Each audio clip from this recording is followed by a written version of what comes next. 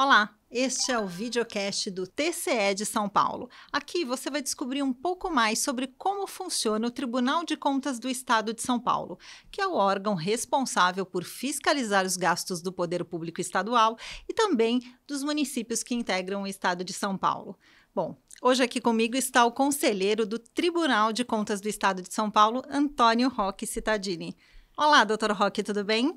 Tudo bem, satisfação estar aqui com vocês. Satisfação é toda nossa. Bom, eu queria conversar um pouco sobre como funciona o TCE de São Paulo, ou seja, quem faz o que lá dentro, como é exatamente o fluxo do órgão. Começando pelo senhor, qual a sua função no Tribunal de Contas? Eu sou conselheiro do tribunal, aliás, sou o conselheiro mais antigo, tenho mais de 30 anos. O tribunal ele é formado pelos conselheiros, pelos agentes de fiscalização e pelo corpo técnico, engenheiros, advogados e economistas. E como é esse processo de fiscalizar as contas públicas? Pois essa é uma coisa simples. Simples e complicado, porque fiscalização nunca não é tão simples. Mas todo o processo, toda a fiscalização começa com um relatório. Quando algum órgão da administração ele contrata, ele tem que pagar, ele contrata um serviço ou contrata uma obra, isto vai ao tribunal e é iniciado através de um agente de fiscalização que faz um relatório. Esse relatório, ele narra tudo que ocorreu naquela operação que a administração fez. Se ela está regular, se ela obedeceu os prazos, se os valores estão corretos. A partir daí, ele começa a tramitar no tribunal. Com aquele relatório, se tiver irregularidades, é citada o órgão da administração para que apresente as justificativas. Então, ele só vai a julgamento depois que ele tiver regularmente a defesa de quem foi acusado ou foi apontado alguma irregularidade. A partir do momento que o processo que se defende, ele vai para o corpo técnico, ou advogado, ou engenheiro, dependendo do tipo da questão, ou economista, se for um cálculo, por exemplo, e aí em seguida ele vai para julgamento com um conselheiro, que pode julgar na Câmara ou no plenário. É esse o roteiro dos processos. E como são essas sessões de julgamento? Me explica um pouco melhor. A sessão de julgamento nas câmaras, elas têm o seguinte, elas são processos que já estão prontos, já estão regularmente instruído, que já tem o que apontou a auditoria, o que apontou, o que se defendeu, as pessoas também se defendem, e o que os órgãos técnicos do tribunal acham. Aí as sessões de câmaras, são duas câmaras, cada uma tem 3 conselheiros, elas decidem por maioria, pode dar 2-1 ou 3-0. Então temos o tribunal pleno e as câmaras. São coisas diferentes. São diferentes. O tribunal pleno é recurso. Quando você é julgado na Câmara e é julgado irregular, o órgão da administração pode recorrer. O órgão ou o Ministério Público de Contas, porque no tribunal atua também o Ministério Público de Contas. Ele pode recorrer ao plenário. E aí o plenário participam todos os conselheiros, todos os 7. Bom, o senhor é o conselheiro que mais vezes ocupou a presidência do órgão. Foram 6 vezes, é isso? 5. Eu creio que 5. 5 mas vezes? É muito. Explica para mim qual é o papel do presidente do TCE. A presidência, ela tem um papel um pouco diferente do conselheiro no dia a dia. Porque a presidência, ela administra a casa toda. Tudo isso que eu falei é administrado pela presidência. E o presidente não relata processo, portanto, ele não tem esses processos. O tribunal ele tem um projeto permanente de modernização, de aperfeiçoamento. A presidência demora 1 ano, o tempo de mandato é 1 ano. Mas, como o tribunal tem projetos de médio e longo prazo, a tendência é que cada presidência apenas desenvolva aqueles projetos que estão sendo encaminhados no tribunal. Além de representar o tribunal externamente. O presidente é que acaba representando. Perfeito. Bom, ao longo dos anos aí a gente teve a Constituição de 88 e o órgão passou por algumas mudanças a partir disso. Depois houve alguma grande reformulação estrutural, agora recente? Olha, o país sempre tem leis que mudam muito a administração pública. A Constituição de 88, ela modernizou muito a administração pública, inclusive o tribunal. Deu mais competências, ela modernizou muito.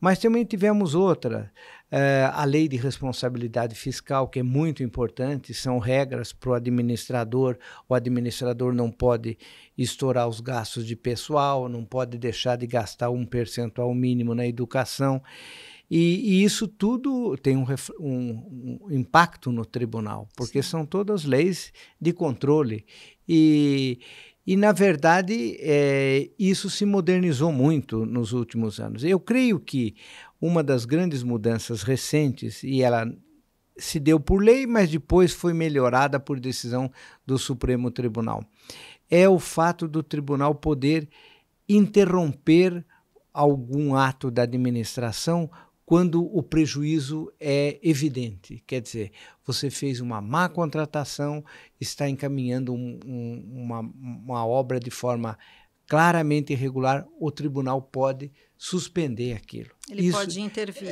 Isso acabou sendo uma grande e moderna forma de intervenção. Mas tem outras também. Por exemplo, criou-se a possibilidade de qualquer cidadão impugnar perante o tribunal alguma irregularidade da administração. Isso é uma novidade da Constituição de 88 e que é muito útil quando você tem uma licitação grande, em geral tem muita disputa, né? E é muito comum alguma das partes que perdeu correr ao tribunal e dizer, olha, eu perdi, mas porque houve um erro aqui. Nem sempre há o erro, é evidente, porque são interesses contrariados, mas muitas vezes há, e o tribunal manda corrigir aquele erro.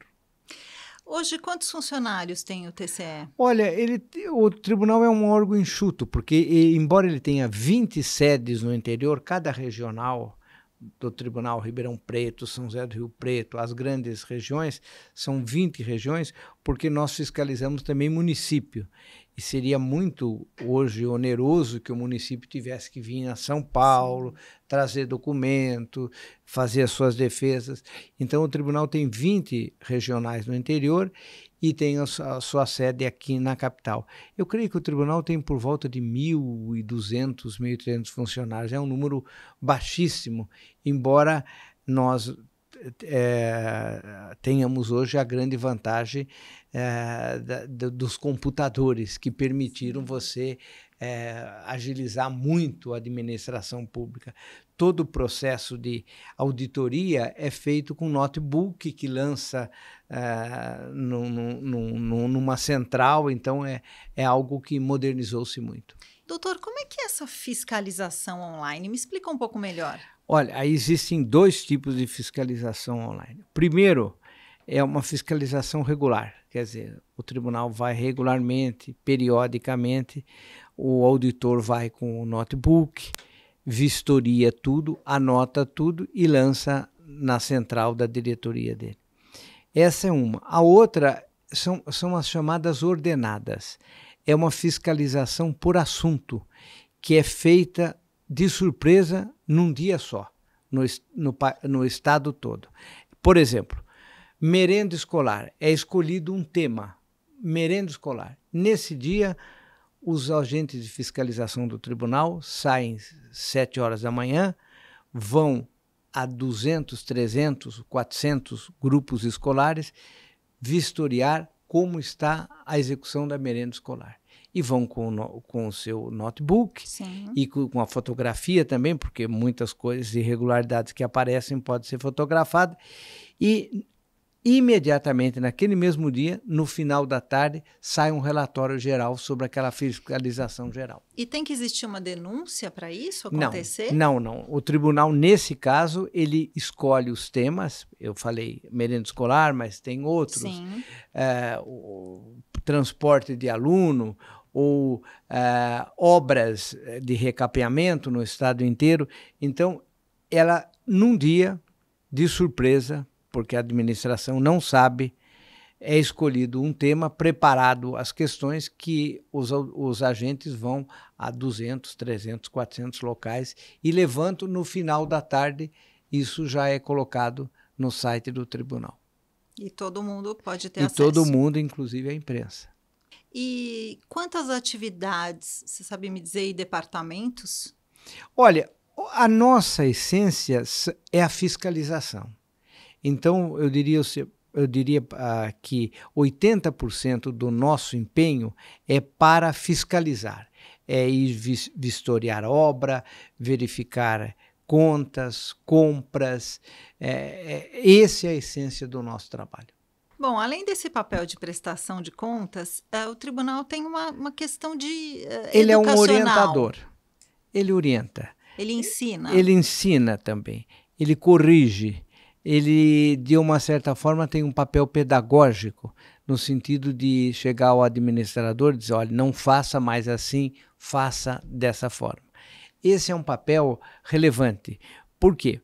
Porque nós temos que pensar que o estado inteiro não é exatamente igual. Sim. Há municípios pequenos, onde quem toca a administração é um contador, muitas vezes ainda com anotações a lápis. Então, essa é uma realidade brasileira. É muito diferente um município como Campinas do que um município pequeno e sem uma estrutura nem de internet, de computador, de nada. Porque quando nós pensamos nisso, nós temos que pensar em todo o conjunto dos municípios e das empresas públicas. Então, o papel do tribunal é também pedagógico. E dentre esses 5 anos, qual foi a situação mais inusitada que nós já tivemos situações difíceis. Por exemplo, nós fizemos uma ordenada em delegacias, para saber como estava a situação das delegacias. E nós tivemos um delegado que não queria deixar entrar os agentes. Por quê? Porque estava uma bagunça completa. Sim. Eu era presidente, eu disse, olha, se não entrar vai dar problema.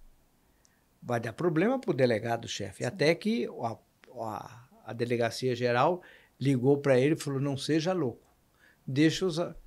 Porque as pessoas, a regra das pessoas é não gostar de fiscalização. Essa história de que beleza, chegou a fiscalização, não existe isso. Bom, eu queria agradecer a sua participação, Dr. Roque, e chegamos ao fim de mais um videocast do TCE de São Paulo. Muito obrigada. Obrigado.